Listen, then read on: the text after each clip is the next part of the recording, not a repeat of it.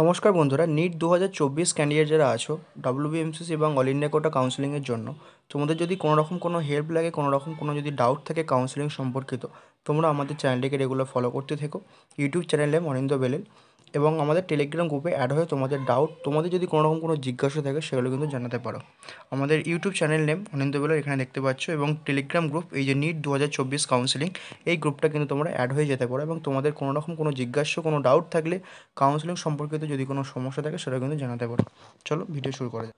নমস্কার বন্ধুরা, এই ভিডিওতে আমরা নিট 2024-এ ওবিসি ক্যান্ডিডেট যারা আছো, অর্থাৎ ওবিসি এ এবং ওবিসি বি, তাদের ক্ষেত্রে সার্টিফিকেট রিনিউয়াল যেটা হয়, অর্থাৎ ওবিসি এনসিএল সার্টিফিকেট বা ফরম্যাট বলতে পারো, সেটা নিয়ে আলোচনা করবো এবং সেটা তোমরা কোন ফরম্যাটটা করাবে, কিভাবে করাবে, এবং সেই নিয়ে আমাদের ডব্লিউবিএমসিসির অফিসিয়াল ওয়েবসাইটে কী কী গাইডলাইন্স দেওয়া আছে, তোমাদের কী কী মানতে হবে, সেগুলো সমস্ত আলোচনা করব। চলো শুরু করা যাক। এবং তোমরা কিন্তু এই ভিডিওটা শেষ পর্যন্ত দেখবে এবং ডকুমেন্টসগুলো অবশ্যই কালেক্ট করে নেবে বা সংগ্রহ করে রাখবে, যেগুলো যেগুলো তোমাদের ওবিসির সার্টিফিকেটের সাপেক্ষে দেওয়া দরকার। ঠিক আছে, আগে দেখে নিই ডব্লিউবিএমসিসির ওয়েবসাইটে কী বলা হয়েছে যে ওবিসি এনসিএল সম্পর্কে। দেখো, the OBC A or OBC B candidate should not belong to creamy layer to claim OBC reservation benefit. They have to submit non creamy layer certificate issued in the last financial year. তোমরা এই বছরটা এখানে মানে avoid করো, কারণ এই বছরটা তোমরা ওখানে দেখতে পাবে। দেখো, তোমার ওবিসি সার্টিফিকেট থাকা মানে এই নয় যে তুমি এনসিএলের অর্থাৎ নন ক্রিমিলিয়ারের মধ্যে পড়ছো। তোমাকে তোমার মানে তোমার প্যারেন্টসের বাৎসরিক ইনকামের একটা লিখিত ওখানে দিতে হবে। এবার সেটাই হচ্ছে এনসিএল সার্টিফিকেট। তুমি যদি এনসিএল সার্টিফিকেট না দাও তাহলে কিন্তু তুমি তোমার ওবিসি রিজার্ভেশন ক্লেম করতে পারো না। তুমি এনসিএল সার্টিফিকেট দিলে তবেই তুমি ওবিসি রিজার্ভেশন ক্লেম করতে পারো। যারা ওবিসি গোত্রভুক্ত মানে অথচ ক্রিমিলিয়ারের মধ্যে পড়ে, তারা কিন্তু ওবিসির জন্য রিজার্ভেশন পাবে না। বুঝতে পারলাম? এটাই হচ্ছে ওবিসি এনসিএল সার্টিফিকেট করানো। তোমরা মনে করলে আমার তো সার্টিফিকেট আছে, তাহলে আমার আর কিছু লাগবে না, না, তাহলে তুমি কিন্তু ইউআর হিসেবে গণ্য হবে বা তোমাকে কিন্তু ওবিসি রিজার্ভেশন দেওয়া হবে না।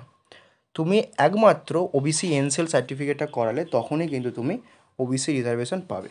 এটাই বলা আছে আমাদের ওয়েস্ট বেঙ্গলের পক্ষ থেকে, এবার ডব্লিউবিএমসিসির পক্ষ থেকে। এবার অনেকে সেন্ট্রাল লিস্ট, অনেকে স্টেট লিস্ট, তোমাদের ওই নিয়ে মাথা ব্যথার কোনো কারণ নেই। তোমরা যে কোনো একটি ফরম্যাট করাবে, তোমাদের যে ফরম্যাটগুলো দেখিয়ে দেবো সব মধ্যেই হয়ে যাবে। সেন্ট্রাল স্টেট ওসব ভাবার কোনো তোমাদের দরকার নেই। তোমরা ওই ফরম্যাট দুটোকে করিয়ে নেবে বা যে কোনো একটা ফরম্যাট করাবে, ওটাতেই কাজ চলে যাবে। এবার দেখে নিই নেক্সট কী বলা হয়েছে।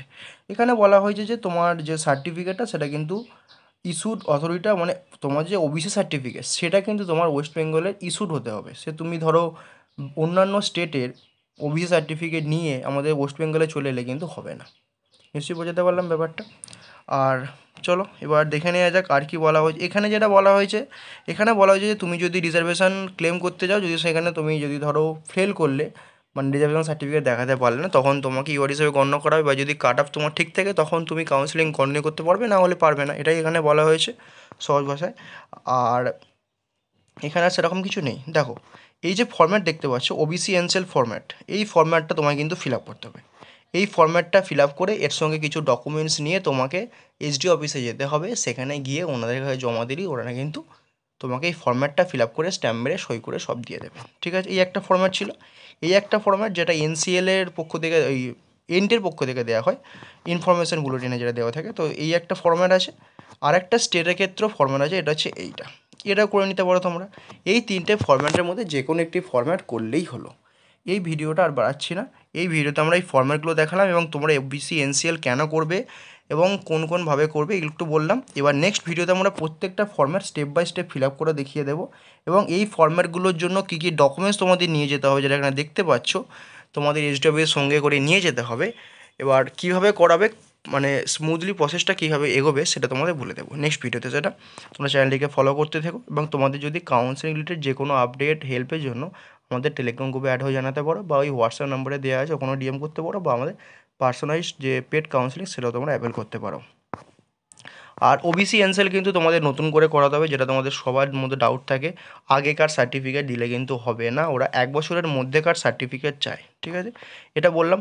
আর তোমাদের কিন্তু সার্টিফিকেটটা অবশ্যই যেন ডিজিটালাইজ সার্টিফিকেট হয়, এটা একটা যেন মাথায় থাকে। ব্যাস এটুকুই, আর কিছু বলার নেই। আর এই বিষয়টা নিয়ে বেশি ঘাবড়ানোর কিছু নেই বা বেশি কমপ্লিকেটেড করাটা কিচ্ছু নেই। খালি ওবিসি সার্টিফিকেটের সঙ্গে ওবিসি এনসিএল থাকলেই ব্যাস তোমাদের কাজ মিটে যাবে। ঠিক আছে? চলো এই ভিডিও এই পর্যন্ত। সরস্বতী থেকো, ভালো থেকো।